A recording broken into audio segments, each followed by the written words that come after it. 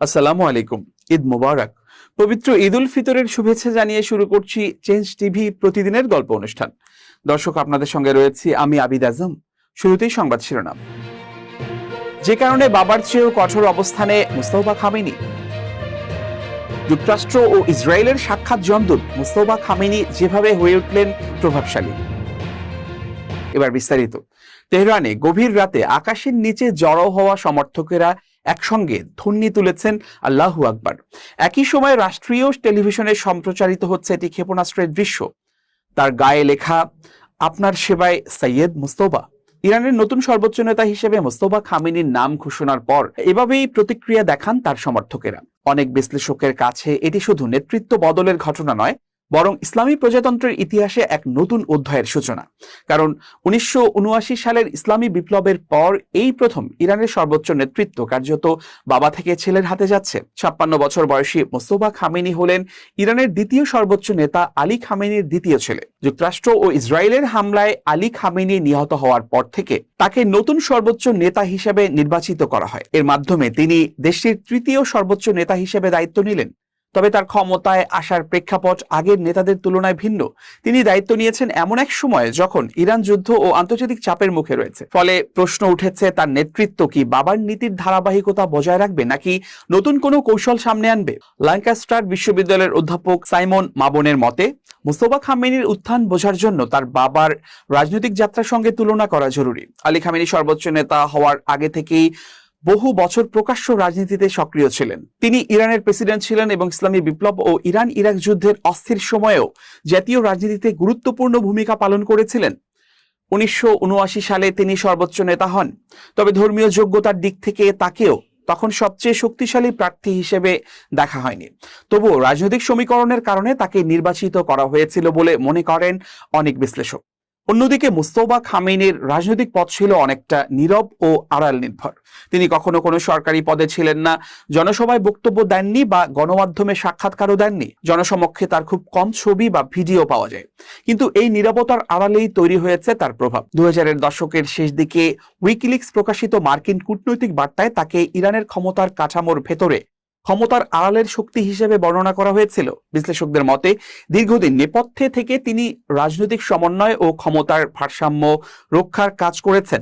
বিশেষ করে ইরানের শক্তিশালী সামরিক বাহিনী Islamic Revolutionary Guard Corps IRGC এর সঙ্গে তার সম্পর্ককে গুরুত্বপূর্ণ হিসেবে দেখা হয়। 1979 সালের বিপ্লবের পর প্রতিষ্ঠিত এই বাহিনী এখন ইরানের সবচেয়ে শক্তিশালী প্রতিষ্ঠানগুলোর একটি। সামরিক শক্তির পাশাপাশি বিশাল অর্থনৈতিক নেটওয়ার্কও রয়েছে তার নিয়ন্ত্রণে। মুস্তফা খামেনির সঙ্গে এই বাহিনীর সম্পর্কের শুরু অনেক আগে। 1969 সালের 8 সেপ্টেম্বর উত্তর পূর্ব ইরানের মাশহাদ শহরে জন্ম নেয়া মুস্তফা আলী খামেনির 6 সন্তানের মধ্যে দ্বিতীয়। তেহরানের আলাভি স্কুলে পড়াশোনা করার পর তিনি অল্প সময়ের জন্য সামরিক বাহিনীতে কাজ করেন এবং কিশোর বয়সেই ইরান ইরাক যুদ্ধে অংশ নেন। সাম্প্রতিক সময়ে ইরানের ক্ষমতা কেন্দ্রের ঘনিষ্ঠ কিছু গণমাধ্যম তাকে আয়াতুল্লাহ বলে উল্লেখ করতে শুরু করেছে। অনেক বিশ্লেষক মনে করেন তার ধর্মীয় বৈধতা শক্তিশালী করতেই এমন প্রচেষ্টা চলছে। তবে তার ক্ষমতায় আসা বিতর্কমুক্ত নয়।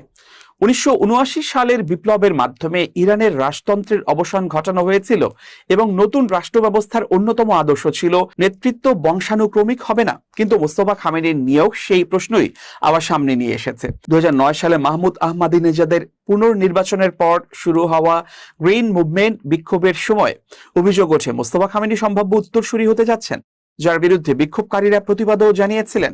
যুক্তরাষ্ট্র ও ইসরায়েল ইতোমধ্যে তার নিয়োগকে সতর্কতার সঙ্গে পর্যবেক্ষণ করছে।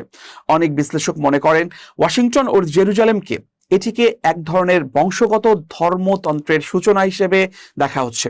ইসরায়েলের প্রতিরক্ষা মন্ত্রী ইতোমধ্যে বলেছেন, ইরানের যে সর্বোচ্চ নেতাই থাকুক না কেন তিনি তাদের লক্ষ্যবস্তু।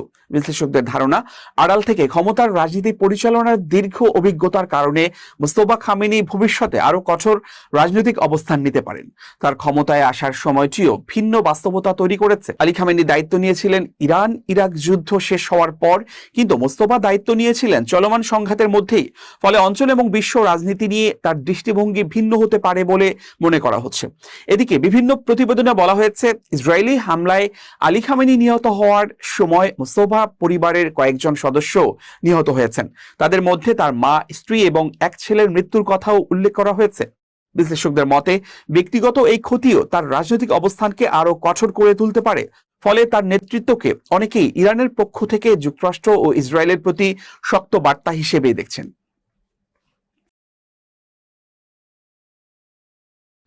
মোস্তফা খামেনিকে নিয়ে ইউরোপ ভিত্তিক ইরানি সাংবাদিক কে আরমিন সেরজেই একটি মূল্যায়নধর্মী প্রতিবেদন তৈরি করেছেন। প্রতিবেদনটির চুম্বক অংশ তুলে ধরা হলো। মোস্তফা খামেনি আগে কখনো আনুষ্ঠানিক কোনো সরকারি পদে ছিলেন না, তবে দীর্ঘদিন ধরেই তাকে পর্দার আড়ালে প্রভাবশালী একজন ব্যক্তি হিসেবে দেখা হতো।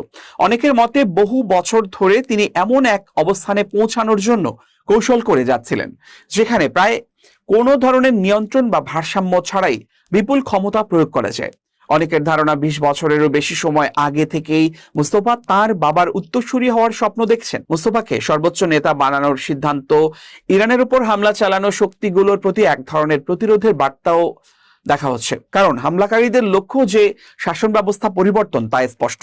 এবিসি নিউজকে দেয়া এক সাক্ষাৎকারে ট্রাম্প বলেন, মুস্তফাকে আমাদের অনুমোদন দিতে হবে।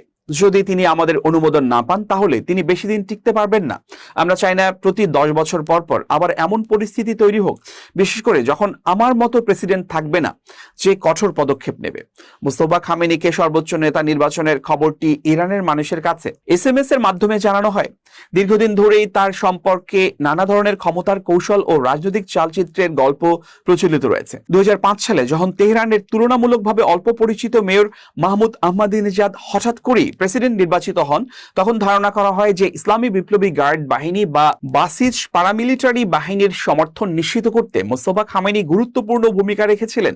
এর পরের বহু বছরগুলোতে কোম শহরের ধর্মীয় শিক্ষা কেন্দ্রে পড়াশোনা ও শিক্ষকতার আড়ালে তার প্রভাব ও ক্ষমতা ক্রমেই বাড়ছে বলে গুঞ্জন ছড়িয়ে পড়ে। অনেকের মতে তার বাবার মতোই ইসলামী বিপ্লবী গার্ড বাহিনীর সঙ্গে তার ঘনিষ্ঠ সম্পর্ক রয়েছে। সাম্প্রতিক মার্কিন ও ইসরায়েলি হামলায় ওই বাহিনীর অর্থনৈতিক, রাজনৈতিক ও সামরিক শক্তির বড় অংশই হুমকির মুখে পড়েছে। রোববার বিপ্লবী গার্ড বাহিনী এক বিবৃতিতে নতুন নেতার প্রতি গভীর শ্রদ্ধা, পূর্ণ আনুগত্য এবং নিঃশর্ত বাধ্যতার অঙ্গীকার করেছে। তেহরান ভিত্তিক এক বিশ্লেষকের মতে গার্ড বাহিনী এখন নতুন প্রক্সি গোষ্ঠী বা ক্ষেপণাস্ত্রের জন্য যুদ্ধ করছে না, তারা নিজেদের অস্তিত্ব রক্ষার জন্য লড়াই করছে। তারা এমন এক জটিল ক্ষমতা কাঠামো তৈরি করেছে যার শাখা প্রশাখা ইরানের অর্থনীতি, গণমাধ্যম, ধর্মীয় প্রতিষ্ঠান সহ প্রায় সব জায়গায় ছড়িয়ে আছে। এই কাঠামোর জন্য অনেক শক্তি ও গোষ্ঠীকে সীমাবদ্ধ করে রেখেছে। ওই বিশ্লেষক আরো বলেন, এখন অনেক গোষ্ঠী প্রকাশ্যেই বিপ্লবী গার্ড বাহিনীর জন্য ক্ষমতা সীমিত করা, এমনকি তা ভেঙে দেওয়ার কথা বলছেন। যদি এ ধরনের কোনো গোষ্ঠীর কেউ সর্বোচ্চ নেতা হন, তাহলে গার্ড বাহিনীর দিন ফুরিয়ে যেতে পারে। ইরানের ওপর সাম্প্রতিক হামলাগুলো হয়তো মোস্তফা খামেনির ক্ষমতায় ওঠার পথ সহজ করেছে, কিন্তু একই সঙ্গে দেশের নীতিতে বড় ধরনের পরিবর্তনের সুযোগও সংকুচিত করেছে। বরং এই যুদ্ধ ইরানের সেই বিপ্লবী আদর্শকে আরো শক্ত করেছে, যেখানে দেশটিকে পশ্চিমা আধিপত্যের বিরুদ্ধে বৈশ্বিক প্রতিদ্বন্দ্বী হিসেবে দেখা হয়। আগে যদি সামান্য সম্ভাবনাও থাকতো যে মোস্তফা খামেনি সৌদি যুবরাজ মোহাম্মদ বিন সালমানের মতো বড় ধরনের সংস্কারের পথে যেতে পারেন, যার মধ্যে যুক্তরাষ্ট্রের সঙ্গে সম্পর্ক উন্নয়নও থাকতে পারত, এখন তা প্রায় অসম্ভব হয়ে গেছে। ওই হামলায় তিনি শুধু বাবাকেই হারাননি, হারিয়েছেন মা, স্ত্রী এবং এক সন্তানকে। তার মনে প্রতিশোধের তীব্র আকাঙ্ক্ষা তৈরি হয়েছে, আর গার্ড বাহিনীও তা জানে। ট্রাম্পের প্রকাশ্য বিরোধিতাও মোস্তফা খামেনির নির্বাচিত হওয়ার পথ আরো সহজ করে থাকতে পারে। রক্ষণশীল কলাম লেখক আলী গোলহাকি, যিনি নিরাপত্তা প্রতিষ্ঠানের সঙ্গে ঘনিষ্ঠ বলে পরিচিত, সামাজিক যোগাযোগ মাধ্যমে লিখেছেন, নতুন নেতার নিরাপত্তা নিশ্চিত করা তার নির্বাচনের প্রক্রিয়ার চেয়েও বেশি গুরুত্বপূর্ণ।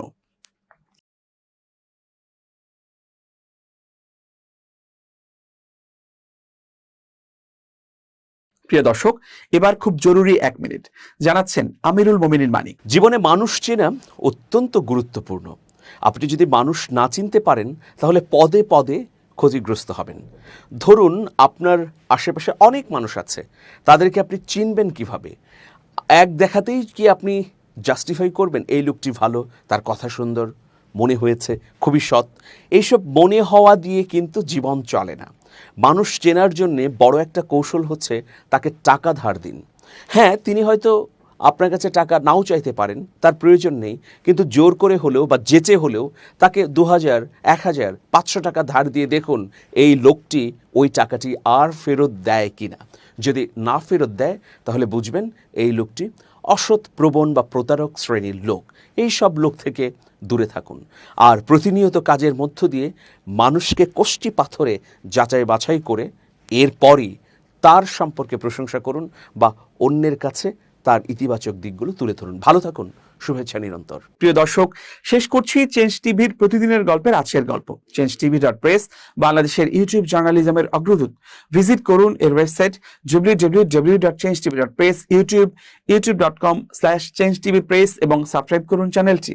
নিয়মিত লাইক, কমেন্ট ও শেয়ার করে আপডেট রাখুন নিজেকে। ভালো থাকুন, নিরাপদে থাকুন, শুভেচ্ছা নিরন্তর।